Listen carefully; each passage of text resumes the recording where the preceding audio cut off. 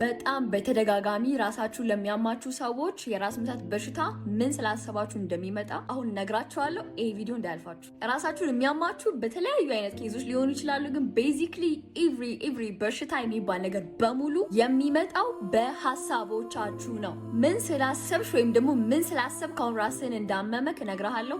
4 ነገሮችን እነግራችኋለሁ። የመጀመሪያው የራስ ምታት መንስኤ ሰልፍ ክሪቲሲዝም ነው። ያ ማለት በጣም የበታችነት ስሜት ሲሰማችሁ ጓደኞቻችሁ ከጎረቤቶቻችሁ ካሉት ነገሮች በሙሉ ራሳችሁን ኮምፔር አድርጋችሁ እኔ በታችነት ስሜት ይሰማኛል ከእንትናን ያንሳለሁ የሚል ስሜት በኤኒሚስ ተሰማችሁ ማለት ራሳችሁ ያማችኋል። ወይም ደግሞ ራስን መጠራጠር አለ አይደለ? እኔ የምፈልገው ነገር እንደማገኝ ከእንትና አንጻር ብላችሁ ኮምፔር ስታደርጉ ወርዚ ነኝ የሚል ስሜት ካልተሰማችሁ፣ እኔ አንድ ነገር ይገባኛል የሚል ስሜት ሳይኖራችሁ ሲቀር፣ በጣም ደጋግማችሁ ራሳችሁን ስትጠራጠሩ እንደምታሳኩ የምትፈልጉት ቦታ ላይ እንደምትደርሱ ዳውት ሲኖራችሁ ራሳችሁ ላይ በጣም ራሳችሁን የምትታመሙ፣ ራሳችሁን ደጋግማችሁ መውቀስ ለምን እንደዚህ ሆነ ለምን እንደዛ ሆነ በጣም ራሳችሁን ክሪቲሳይዝ ስታደርጉ ራሳችሁን ትታመማላችሁ። ይሄ የመጀመሪያው ምክንያት። ሁለተኛው የምትታመሙበት ምክንያት ደግሞ ወደፊታችሁ ስታስቡ በጣም መፍራት፣ በጣም መውደቅን መፍራት፣ በወድቅስ ባይሳካልኝስ የሚሉ ኔጌቲቭ ሀሳቦች፣ በጣም የስራዎች ኃላፊነት መብዛት፣ ፕሬሸር መብዛት፣ ብዙ ኃላፊነት እንዳለባችሁ ማሰብ፣ ኦቨርዌልምድ መሆን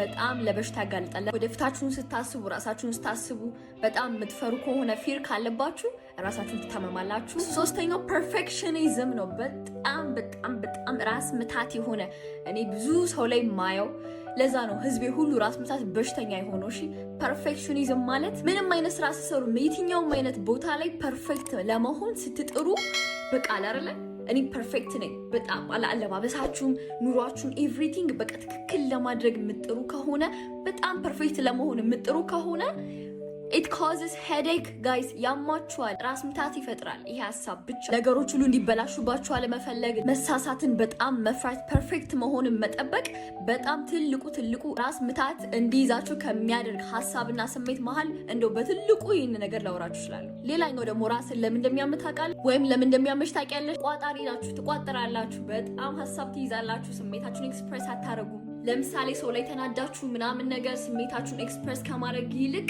በውስጣችሁ ይዛችሁ እሱ ግን ምንድነው ያሟል እንዴ ምናምን ውስጣችሁ ውስጥ እኮ ነው የሚላወሰው፣ ግን ኤክስፕሬስ አታረጉትም። እንደተናደዳችሁበት በጣም እንዳበሳጫችሁ ማልቀስ አትፈልጉም፣ መያዝ ነው የምትፈልጉት ምናምን።